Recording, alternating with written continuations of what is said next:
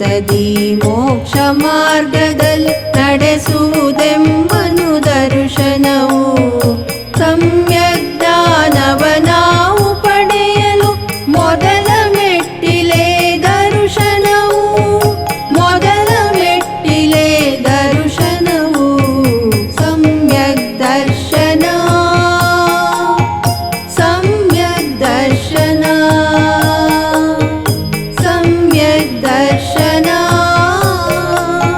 ಸಮ್ಯಕ್ ದರ್ಶನ.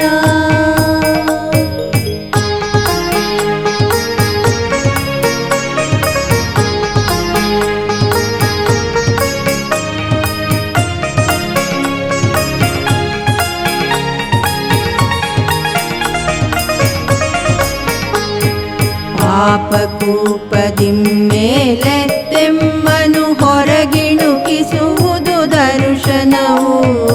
ಪಾಪಕೂಪದಿ ಮೇಲೆತ್ತೆಮ್ಮನು ಹೊರಗಿಣುಕಿಸುವುದು ದರ್ಶನವು. ಇಂದ್ರಿಯ ಸುಖದಿಂದ ತೀಂದ್ರಿಯದೆಡೆ ಒಯ್ಯುವುದೆಮ್ಮನು ದರ್ಶನವು. ಒಯ್ಯುವುದೆಮ್ಮನು ದರ್ಶನವು ಸಮ್ಯಕ್ ದರ್ಶನ. ಸಮ್ಯಕ್ ದರ್ಶನ. ಸಮ್ಯಕ್ ದರ್ಶನ. ಸಮ್ಯಕ್ ದರ್ಶನ.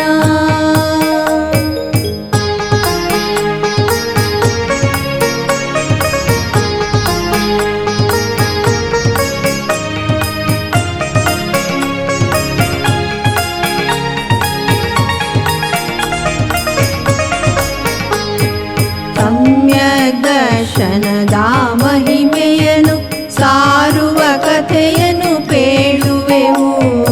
ಸಮ್ಯಕ್ ದರ್ಶನದ ಮಹಿಮೆಯನ್ನು ಸಾರುವ ಕಥೆಯನ್ನು ಪೇಳುವೆವು. ಕೇಳುವ ನಿಮಗೂ ಹೇಳುವ ನಮಗೂ ಸ್ಥಿರವಾಗಿರಲಿ ದರ್ಶನವು. ಸ್ಥಿರವಾಗಿರಲಿ ದರ್ಶನವು ಸಮ್ಯಕ್ ದರ್ಶನ. ಸಮ್ಯಕ್ ದರ್ಶನ. ಸಮ್ಯಕ್ ದರ್ಶನ. ಸಮ್ಯಕ್ ದರ್ಶನ.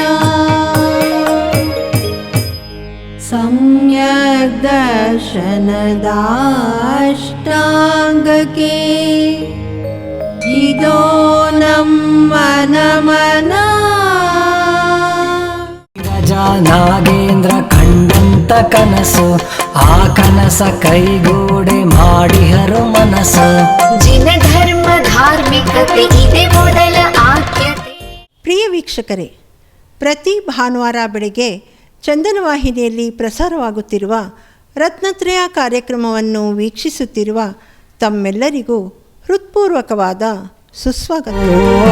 ರತ್ನತ್ರಯ ರತ್ನತ್ರಯ ರತ್ನತ್ರಯ ರತ್ನತ್ರಯ.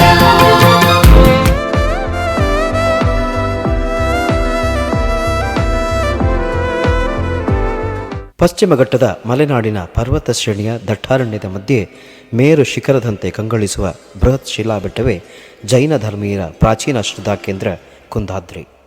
ಈ ಕ್ಷೇತ್ರವು ಶಿವಮೊಗ್ಗ ಜಿಲ್ಲೆಯ ತೀರ್ಥಹಳ್ಳಿ ತಾಲೂಕಿನಲ್ಲಿದೆ.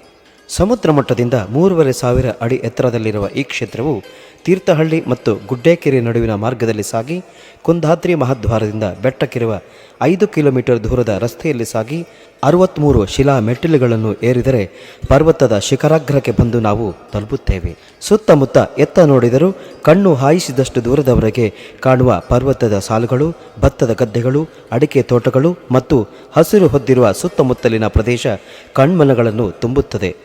ಈ ಸ್ಥಳದಲ್ಲಿ ಎಂಥ ಪಾಮರನು ಕವಿಯಾಗುತ್ತಾನೆ, ಸಾಹಿತ್ಯಕಾರನಾಗುತ್ತಾನೆ. ಅಂತಹ ಪ್ರಕೃತಿಯ ರಮ್ಯ ಸೊಬಗಿನ ತಾಣವಿದು. ಇಲ್ಲಿಯ ಮುಂಜಾನೆಯ ದೃಶ್ಯದ ಚಂದ ಅವರ್ಣನೀಯ, ಉಪಮಾತೀತ. ಮುಂಜಾನೆಯ ಮಂಜು ಮತ್ತು ಮಂಜಿನ ಹನಿ ಈ ತಾಣವನ್ನು ಸ್ವರ್ಗ ಸದೃಶವನ್ನಾಗಿಸುತ್ತದೆ. ಬೆಳ್ಳಂಬೆಳಿಗ್ಗೆ ಮೂಡಣ ದಿಕ್ಕಿನಿಂದ ಮೂಡುವ ಬಾಲಭಾಸ್ಕರನಿಂದ ಇಡೀ ಈ ಪ್ರದೇಶವೇ ಸುವರ್ಣವರ್ಣವಾಗಿ ಪರಿವರ್ತನೆಯಾಗುತ್ತದೆ. ಆ ಸೌಂದರ್ಯದ ಸೊಬಗನ್ನು ಕಣ್ಣಾರೆ ಕಂಡೇ ಸವಿಯಬೇಕು, ಅನುಭವಿಸಬೇಕು. ಈ ಕ್ಷೇತ್ರವು 1ನೇ ಶತಮಾನದಲ್ಲಿ ಜೀವಿಸಿದ್ದ ಪ್ರಸಿದ್ಧ ಜೈನಾಚಾರ್ಯ ಸರ್ವಜ್ಞನೆಂದೇ ಖ್ಯಾತರಾದ ಭಗವಾನ್ ಕುಂದಕುಂದ ದೇವರ ಪ್ರಾಚೀನ ತಪೋಭೂಮಿಯಾಗಿತ್ತು. ಶತಾಯುಷಿಯೂ ಆಗಿದ್ದ ಆಚಾರ್ಯ ಕುಂದಕುಂದರು ತಮ್ಮ ಆಯಸ್ಸಿನ ಕೊನೆಯ ಭಾಗದಲ್ಲಿ ಈ ಪರ್ವತಾಗ್ರದಲ್ಲಿ ನೆಲೆಸಿ ಲೋಕದ ದಿವ್ಯ ಸುಜ್ಞಾನ ಚಕ್ಷು ಸಮಾನವಾದ ಸಮಯಸಾರ ನಿಯಮಸಾರಾದಿ ಮಹಾನ್ ಜೈನ ಪಂಚ ಪರಮಾಗಮ ಗ್ರಂಥಗಳನ್ನು ರಚಿಸಿದ್ದರೆಂದು ಹೇಳಲಾಗುತ್ತದೆ. ಈ ಮಹಾನ್ ಸಂತರಿಗೆ ಪದ್ಮನಂದಿ, ಗರ್ಧಪಿಂಚಾಚಾರ್ಯ, ವಕ್ರಗ್ರೀವ, ಏಲಾಚಾರ್ಯ ಮುಂತಾದ ವಿಶೇಷ ನಾಮಗಳಿವೆ. ಆಂಧ್ರ ಪ್ರದೇಶದ ಕೊಂಡಕುಂದಿ ಇವರ ಹುಟ್ಟೂರು. ಆ ಹೆಸರಿನಿಂದ ಮುಂದೆ ಅವರು ಜಗತ್ಪ್ರಸಿದ್ಧರಾಗುತ್ತಾರೆ. ಪದ್ಮನಂದಿ ಎಂಬುದು ಅವರ ಜನ್ಮನಾಮವಾಗಿತ್ತು. ಪೂಜ್ಯರು ತಮ್ಮ ಮನದಲ್ಲಿ ಮೂಡಿದ್ದ ಧರ್ಮ ಸಂದೇಹ ನಿವಾರಣೆಗಾಗಿ ವಿದೇಹ ಕ್ಷೇತ್ರದಲ್ಲಿರುವ ಭಗವಾನ್ ಶ್ರೀ ಶ್ರೀಮಂದರ ಸ್ವಾಮಿಯ ಸಂವತ್ಸರಣಕ್ಕೆ ಆಕಾಶಗಾಮಿ ವಿದ್ಯೆಯ ಮೂಲಕ ಹೋಗಿ ದರ್ಶನಗೈದು ಧರ್ಮಶಂಕೆ ನಿವಾರಣೆಗೊಳಿಸಿಕೊಂಡಿದ್ದರು. ಅಲ್ಲಿಯ ದೇವತೆಗಳ ದೇಹದ ಆಕಾರದ ಮುಂದೆ ನಮ್ಮ ಭರತ ಕ್ಷೇತ್ರದ ಮನುಷ್ಯರ ದೇಹ ಬಹಳ ಕುಬ್ಜ. ಆಚಾರ್ಯರ ದೇಹವು ಅಲ್ಲಿ ನಮ್ಮ ಯಾಲಕ್ಕಿ ಆಕಾರದಷ್ಟು ಚಿಕ್ಕದಾಗಿ ಕಾಣಿಸಿದಂತೆ. ಅಲ್ಲಿಯ ಪ್ರಮುಖ ದೇವನರುವ ಬಹುಭಕ್ತಿಯಿಂದ ಆಚಾರ್ಯರನ್ನು ಗೌರವಯುತವಾಗಿ ತಮ್ಮ ಬಲಗೈ ಹಸ್ತದಲ್ಲಿ ಎತ್ತಿಕೊಂಡು ಎಲ್ಲರಿಗೂ ಆಚಾರ್ಯರ ದರ್ಶನ ಮಾಡಿಸಿದನಂತೆ. ಅಂದಿನಿಂದ ಪೂಜ್ಯರು ಏಲಾಚಾರ್ಯರೆಂದು ಹೆಸರು ಪಡೆದರು. ಹಾಗೆಯೇ ಆಕಾಶದಲ್ಲಿ ಗಮನ ಮಾಡುವಾಗ ಅಕಸ್ಮಾತ್ ಪೂಜ್ಯರ ಮಯೂರ ಪಿಂಚಿ ಕೈಜಾರಿ ಬಿದ್ದು ಹೋಗಿತ್ತು. ಆಗ ಕುಂದಕುಂದರು ದಿಗಂಬರ ಮುನಿಚರ್ಯೆಯ ಪಾಲನೆಗಾಗಿ ಪ್ರಾಕೃತಿಕವಾಗಿ ಉದುರಿದ್ದ ರಣಹದ್ದುಗಳ ಗರಿಗಳನ್ನು ಸಂಗ್ರಹಿಸಿ ಅದರಿಂದ ಪಿಂಚಿ ತಯಾರಿಸಿ ಧಾರಣೆ ಮಾಡಿದರು. ಆ ಕಾರಣದಿಂದ ಆಚಾರ್ಯ ಶ್ರೀಗಳು ಗರ್ಧಪಿಂಚಾಚಾರ್ಯರೆಂದು ಹೆಸರಾದರು. ಧರ್ಮಜ್ಞಾನದ ಗಣಿಯಾಗಿದ್ದ ಆಚಾರ್ಯರು ಹಲವಾರು ಜೈನಾಗಮ ಗ್ರಂಥಗಳನ್ನು ರಚಿಸಿದ್ದಾರೆ. ಗ್ರಂಥ ರಚಿಸುವಾಗ ಕತ್ತು ಬಾಗಿ ಹೋಗಿದ್ದಕ್ಕಾಗಿ ಅವರಿಗೆ ವಕ್ರಗ್ರೀವ ಎಂಬ ಇನ್ನೊಂದು ಹೆಸರಿದೆ. ಜೈನ ಧರ್ಮದಲ್ಲಿ ತೀರ್ಥಂಕರರು ಮತ್ತು ಗಣಧರರ ನಂತರ ಸ್ಥಾನವನ್ನು ಕುಂದಕುಂದಾಚಾರ್ಯರಿಗೆ ನೀಡಿ ಪೂಜಿಸಿ ಗೌರವಿಸಲಾಗುತ್ತದೆ.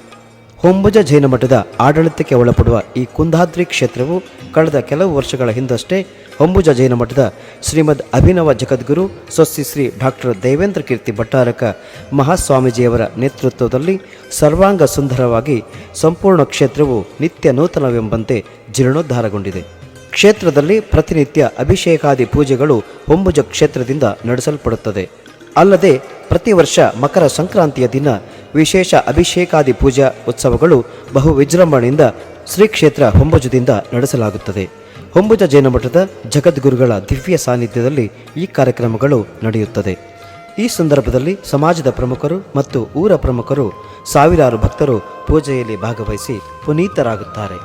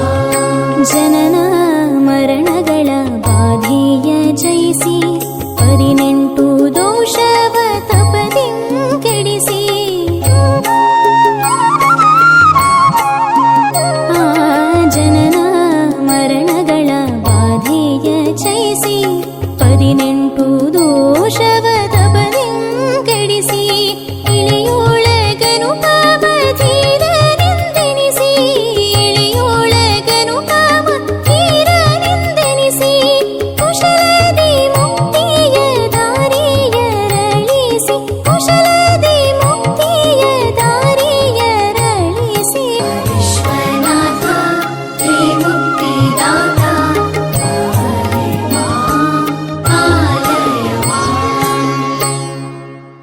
ಕುಂಕುಮವರ್ಣಿಗೆ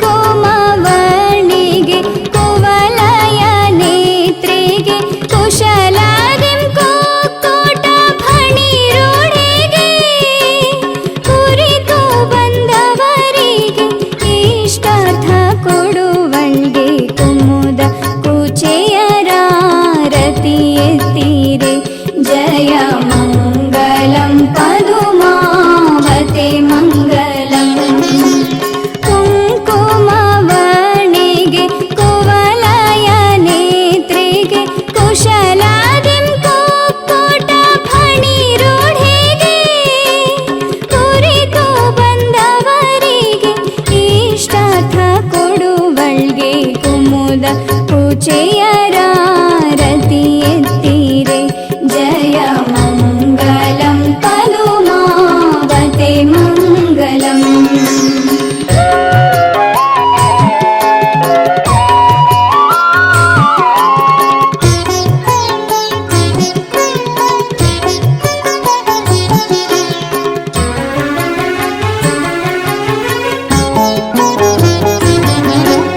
ನಾಗೇಂದ್ರ ರಾಣಿಗೆ ನಯನ ಶೋಭಿತೆಗೆ ನಾಗಾರ್ಜುನಗೆ ವರವಿತ್ತಳಿಗೆ ನಾಗೇಂದ್ರ ರಾಣಿಗೆ ನಯನ ಶೋಭಿತೆಗೆ ನಾಗಾರ್ಜುನಗೆ ವರವಿತ್ತಳಿಗೆ ನಾಗಲೋಕದೊಳಿಹ ಸುರರ ರಕ್ಷಿಪಳಿಗೆ ನಾರಿಯರೊಳಗತಿ ಕಠಾಣಿಗೆ ಜಯ ಮಂಗಲಂ ಪದುಮಾವತೆ ಮಂಗಲಂ ಕುಂಕುಮವರ್ಣಿಗೆ ಕುವಲಯ ನೇತ್ರಿಗೆ ಕುಶಲಾದಿಂ ಕೋಟ ಫಣಿರೋಡೆಗೆ ಕುರಿತು ಬಂದವರಿಗೆ ಇಷ್ಟಾರ್ಥ ಕೊಡುವಳ್ಗೆ ಕುಮುದ ಕುಚೆಯರಾರತಿ ಎತ್ತೀರೆ ಜಯ ಮಂಗಲಂ ಪದುಮಾವತೆ ಮಂಗಲಂ ಬೆಟ್ಟದ ಮೇಲೆ ಪ್ರಮುಖ ಭಾಗದಲ್ಲಿ ಸುಮಾರು 1,000 ವರ್ಷ ಇತಿಹಾಸವನ್ನುಳ್ಳ ಹೊಂಬುಜದ ಶಾಂತರಸರ ಸಮಕಾಲೀನ ರಾಜವಂಶವಾದ ಅಳುಪ ಅರಸರಿಂದ ನಿರ್ಮಿಸಲ್ಪಟ್ಟ ಭಗವಾನ್ ಪಾರ್ಶ್ವನಾಥರ ಪ್ರಾಚೀನ ಜಿನಾಲಯವಿದೆ. ಈ ಬಸದಿಯು ಸಂಪೂರ್ಣ ಶಿಲಾಮಯವಾಗಿದೆ. ಆಲಯದ ಹೊರಭಾಗದ ಸುತ್ತಲಿನ ಶಿಲಾಗೋಡೆಯಲ್ಲಿ ಅಲಂಕಾರಿಕ ಮಂಟಪಗಳು, ವಿಶೇಷ ಶಿಲಾಕಂಬಗಳನ್ನು ಕೆತ್ತಲಾಗಿದೆ. ಅಲ್ಲದೆ ಶಿಲೆಯಲ್ಲಿ ವಿವಿಧ ರೀತಿಯ ಚಿತ್ತಾರಗಳನ್ನು ಮೂಡಿಸಲಾಗಿದೆ. ಬಸದಿಯ ಮುಂಭಾಗದಲ್ಲಿ ಸುಮಾರು 35 ಅಡಿ ಎತ್ತರ ಇರುವ ಶಿಲಾಮಯ ಬ್ರಹ್ಮಸ್ತಂಭವಿದೆ. ಅದರ ಮೇಲಿನ ಶಿಲಾ ಮಂಟಪದಲ್ಲಿ ಶೀತಲನಾಥ ತೀರ್ಥಂಕರರ ಯಕ್ಷ ಬ್ರಹ್ಮದೇವರ ಮೂರ್ತಿ ಸ್ಥಾಪಿತವಾಗಿದೆ. ಸಾಮಾನ್ಯವಾಗಿ ಸಮವಸರಣದ ಪ್ರತೀಕವಾದ ಬಸದಿಯ ಮುಂಭಾಗದಲ್ಲಿ ಮಾನಸ್ತಂಭವಿರುತ್ತದೆ. ಇಲ್ಲಿ ಬ್ರಹ್ಮಸ್ತಂಭವಿರುವುದು ವಿಶೇಷವಾಗಿದೆ. ಜಿನಾಲಯದ ಪ್ರವೇಶದ್ವಾರದ ಬಲಪಾರ್ಶ್ವದಲ್ಲಿ ಭಗವಾನ್ ಚಂದ್ರನಾಥ ತೀರ್ಥಂಕರರ ಪ್ರಾಚೀನ ವಿಗ್ರಹ ಬಹಳ ಸುಂದರ ಕೆತ್ತನೆಯಿಂದ ಗಮನ ಸೆಳೆಯುತ್ತದೆ. ಹಾಗೆಯೇ ಎಡಪಾರ್ಶ್ವದಲ್ಲಿ ಪ್ರಾಚೀನ ನೇಮಿನಾಥ ತೀರ್ಥಂಕರರ ವಿಗ್ರಹವಿದ್ದು ಅತ್ಯಂತ ನಯನ ಮನೋಹರವಾಗಿದೆ. ಬ್ರಹ್ಮಸ್ತಂಭದ ಬುಡದಲ್ಲಿ ಪ್ರಾಚೀನ ದಾಖಲೆಯಾದ ಶಿಲಾಶಾಸನವಿರುತ್ತದೆ. ಇದರಲ್ಲಿ ದಿವಾಕರನೊಂದಿ ಮುನಿ ಮಹಾರಾಜರು ಸಲ್ಲೇಖನಪೂರ್ವಕ ಸಮಾಧಿ ಮರಣ ನೈದುದರ ಕುರಿತು ಮಾಹಿತಿ ಇದೆ. ಹಾಗೆಯೇ ಭಿನ್ನವಾಗಿರುವ ಯಕ್ಷಿಯ ಪ್ರಾಚೀನ ಮೂರ್ತಿಯನ್ನು ಇಡಲಾಗಿದೆ. ಈ ವಿಗ್ರಹವನ್ನು ಜ್ವಾಲಾಮಾಲಿನಿ ದೇವಿ ಎಂದು ಊಹಿಸಬಹುದಾಗಿದೆ. ಮುಖಮಂಟಪದಲ್ಲಿರುವ ಮಹದ್ವಾರದ ಮೂಲಕ ಆಲಯದ ಪ್ರವೇಶಗೈದರೆ ಮುಂದೆ ಸಿಗುವುದೇ ವಿಶಾಲವಾದ ನಮಸ್ಕಾರ ಮಂಟಪ. ಇಲ್ಲಿ ನವಿರಾದ ಕೆತ್ತನೆಯುಳ್ಳ 4 ಬೃಹತ್ ಶಿಲಾಸ್ತಂಭಗಳು ಗಮನ ಸೆಳೆಯುತ್ತದೆ. ಶಿಲೆಯಿಂದ ನಿರ್ಮಿತವಾದ ಕರ್ಣಮುಚ್ಚಿಗೆ, ಅದರ ವಿಶಿಷ್ಟ ಕೆತ್ತನೆ ಎಲ್ಲವೂ ಅತ್ಯಂತ ಸುಂದರವಾಗಿದೆ. ಜಿನಮಂದಿರದ ಮುಂದಿನ ಭಾಗವೇ ಗರ್ಭಗೃಹ. ಸುಮಾರು 3.5 ಅಡಿ ಎತ್ತರ ಇರುವ ಕೃಷ್ಣಶಿಲೆಯಿಂದ ನಿರ್ಮಿಸಲ್ಪಟ್ಟ ಭಗವಾನ್ ಪಾರ್ಶ್ವನಾಥರ ಜಿನಬಿಂಬ ಕಣ್ಮನ ಸೆಳೆಯುತ್ತದೆ. ಸರಳ ಕೆತ್ತನೆಯ ಪ್ರಭಾವಳಿ ಸೇರಿದಂತೆ ಮೂಲ ನಾಯಕ ಪಾರ್ಶ್ವನಾಥರ ವಿಗ್ರಹವು ಏಕಶಿಲೆಯಿಂದ ನಿರ್ಮಿಸಲ್ಪಟ್ಟು ಬೇರೆಲ್ಲೂ ಕಂಡುಬರದ ಅತ್ಯುತ್ತಮ ಕಲಾಕೃತಿಯಾಗಿದೆ. ಪ್ರತಿ ವರ್ಷ ಮಕರ ಸಂಕ್ರಾಂತಿಯ ದಿನ ಸೂರ್ಯದೇವನ ಕಿರಣಗಳು ಭಗವಾನ್ ಪಾರ್ಶ್ವನಾಥರ ಚರಣ ಸ್ಪರ್ಶ ಮಾಡುವುದು ಇಲ್ಲಿಯ ವಿಶೇಷವಾಗಿದೆ. ಭಗವಾನ್ ಪಾರ್ಶ್ವಜನರ ಯಕ್ಷಿ, ಅಭಿಷ್ಟ ಫಲಪ್ರದಾಯಿನಿ ಮಹಾಮಾತೆ ಪದ್ಮಾವತಿ ದೇವಿ ಕೂಡ ಇಲ್ಲಿಯ ಪ್ರಮುಖ ಆರಾಧ್ಯ ಮೂರ್ತಿಯಾಗಿ ಪ್ರತಿನಿತ್ಯ ಪೂಜೆಗೊಳ್ಳುತ್ತಾಳೆ. ಬಸದಿಯ ಹಿಂಭಾಗದಲ್ಲಿ ಆಚಾರ್ಯ ಕುಂದ ಭಗವಾನರ ಪವಿತ್ರ ಪಾದಪದ್ಮಗಳಿರುವ ಪಾದುಕಾ ಮಂದಿರವಿದೆ. ಪ್ರಾಚೀನ ಕಾಲದಿಂದಿರುವ ಚರಣ ಚಿಹ್ನೆಯ ಸಂರಕ್ಷಣೆಗಾಗಿ ಈ ಮಂದಿರವನ್ನು ನಿರ್ಮಾಣ ಮಾಡಲಾಗಿದೆ. ಮಂದಿರದ ಒಳಭಾಗದಲ್ಲಿ ಮೂಲ ಬಂಡೆಯ ಮೇಲೆ ಪೂಜ್ಯ ಆಚಾರ್ಯರ ಪ್ರಾಚೀನ ಚರಣ ಚಿಹ್ನೆಗಳನ್ನು ಕೆತ್ತಲಾಗಿದೆ. ಈ ಪಾದದ್ವಯಗಳನ್ನು ಕಂಡು ಎಂಥ ನಾಸ್ತಿಕನೂ ಕೂಡ ಆಸ್ತಿಕನಾಗುವಷ್ಟು ಪವಿತ್ರತೆಯನ್ನು ಈ ಸ್ಥಳ ಹೊಂದಿದೆ. ಇಡೀ ಕುಂದಾದ್ರಿ ಪರ್ವತದ ಅತ್ಯಂತ ಪ್ರಾಚೀನ ಭಾಗವಿದು. ಇದರ ದರ್ಶನ ಭಾಗ್ಯದಿಂದ ಅನಂತ ಕರ್ಮಗಳು ನಿರ್ಜರೆಯಾಗುವುದು ಖಂಡಿತ. ಬಸದಿಯ ಎಡಪಾರ್ಶ್ವದಲ್ಲಿ ಪಾಪ ವಿಚ್ಛೇದಿನಿ ಎಂಬ ಪವಿತ್ರ ಕೊಳವಿದ್ದು, ಪರ್ವತದ ತುತ್ತ ತುದಿಯ ಬಂಡೆಯ ಮೇಲಿದ್ದರೂ ಸರ್ವ ಋತುಗಳಲ್ಲೂ ಇದರಲ್ಲಿರುವ ಜಲ ಬತ್ತುವುದಿಲ್ಲ. ಅದು ಈ ಕ್ಷೇತ್ರದ ಮಹಿಮೆಯನ್ನು ಸಾರುತ್ತದೆ.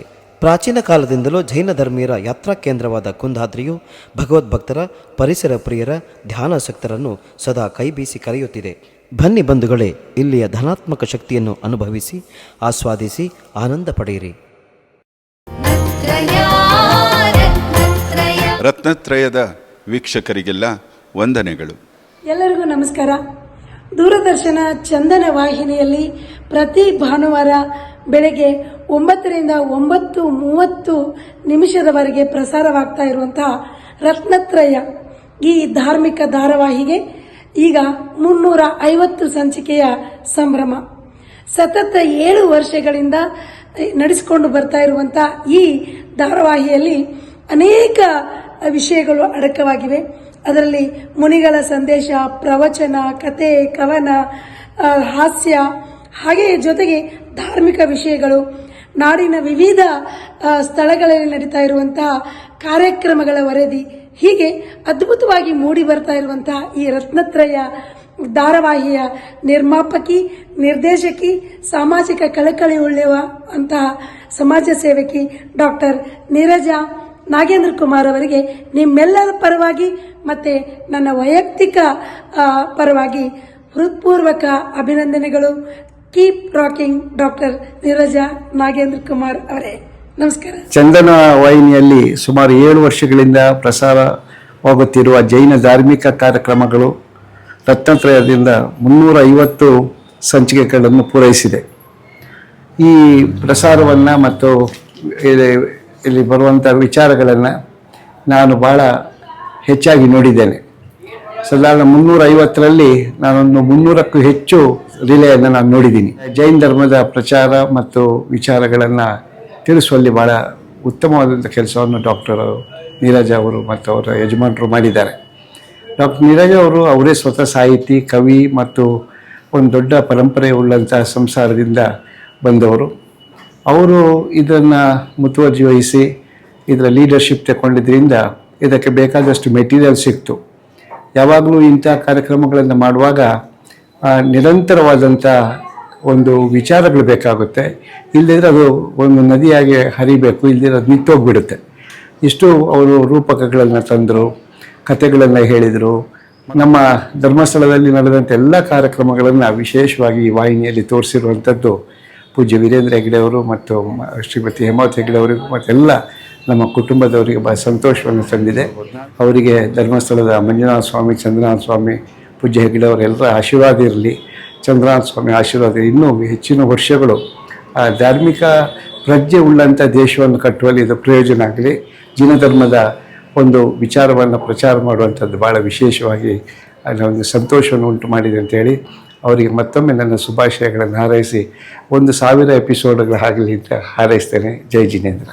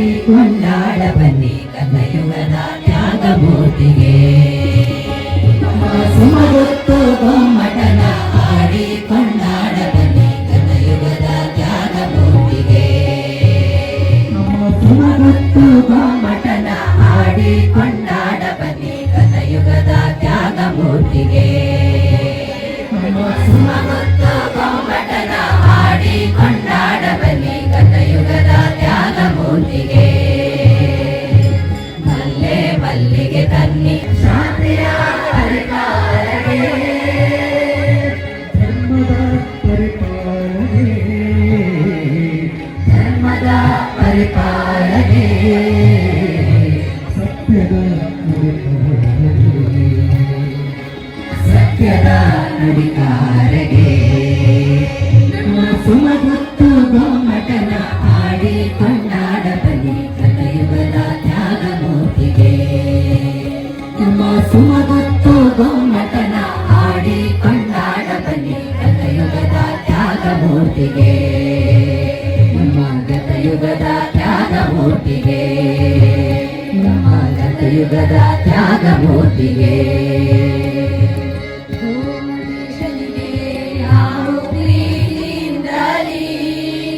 ಗೋಮಟೇಶನಿಗೆ ನಾವು ಪ್ರೀತಿಯಿಂದಲೇ ಮುತ್ತು ಮಾಣಿಕೆ ಎತ್ತಿರಾರತಿ ಉತ್ತಮ ಬಾಲೆಯರು ಮುತ್ತು ಮಾಣಿಕೆ ಎತ್ತಿರಾರತಿ ಉತ್ತಮ ಬಾಲೆಯರು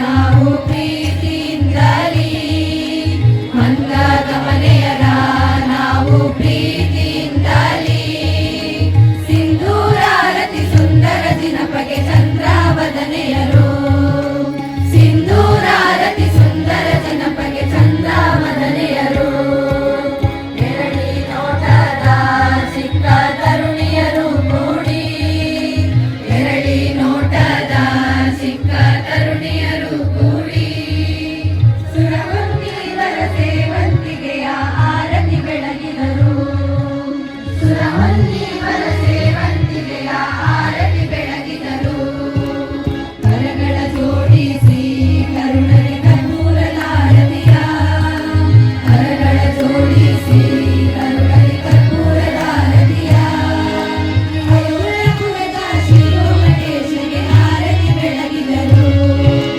ಅಯೋಲಪುರದ ಶ್ರೀಗೋಮಟೇಶನಿಗೆ ಆರತಿ ಬೆಳಗಿದರು ಅಯೋಧ್ಯಾಪುರದ ಶ್ರೀಗೋಮಟೇಶನಿಗೆ ಆರತಿ ಬೆಳಗಿದರು ಅಯೋಧ್ಯಾಪುರದ ಶ್ರೀಗೋಮಟೇಶನಿಗೆ ಆರತಿ ಬೆಳಗಿದರು ಅಯೋಧ್ಯಾಪುರದ ಶ್ರೀಗೋಮಟೇಶನಿಗೆ ಆರತಿ ಬೆಳಗಿದರು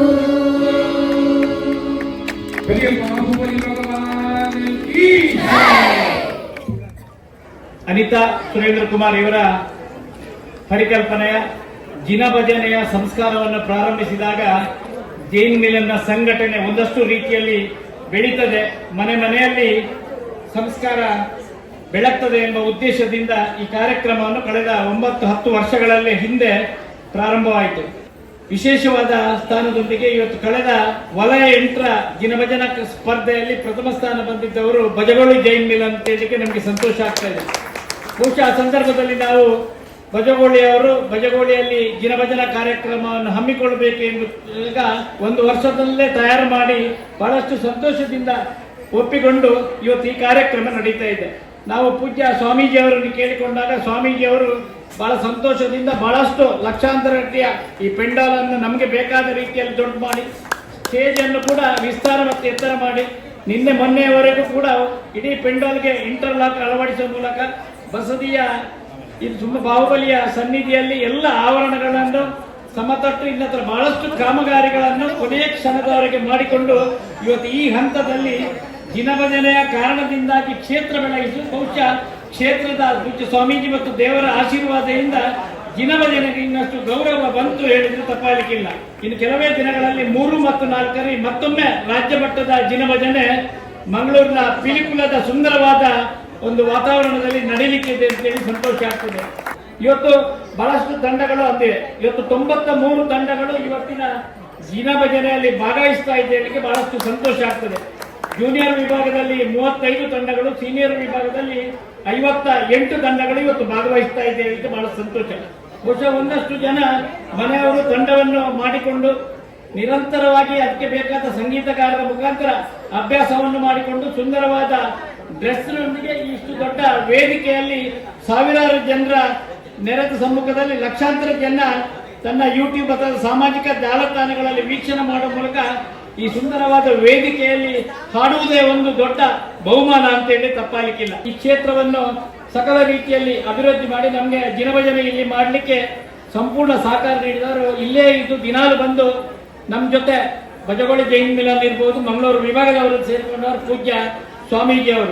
ಪೂಜ್ಯ ಸ್ವಾಮೀಜಿಯವರನ್ನು ಸ್ವಸ್ತಿಸಿ ಭಟ್ಟಾರಕ ಚಾರುಕೀರ್ತಿ ಪಂಡಿತಾರ್ಯ ಮೂಡುಬಿದ್ರೆ ಮಠದ ಸ್ವಾಮಿಗಳನ್ನು ಈ ಒಂದು ಕಾರ್ಯಕ್ರಮಕ್ಕೆ ಆಶೀರ್ವಚನ ನೀಡಿ ನಮ್ಮ ಜೊತೆ ಸಂಜೆವರೆಗಿದ್ದು ನಮ್ಮನ್ನು ಪ್ರೋತ್ಸಾಹಿಸಬೇಕಾಗಿ ಈ ಸಂದರ್ಭದಲ್ಲಿ ವಿನಂತಿಸಿಕೊಳ್ತಾ ಅವರಿಗೆ ನಮೋಸ್ತುಗಳನ್ನು ಅರ್ಪಿಸ್ತಾ ಇದ್ದೇವೆ.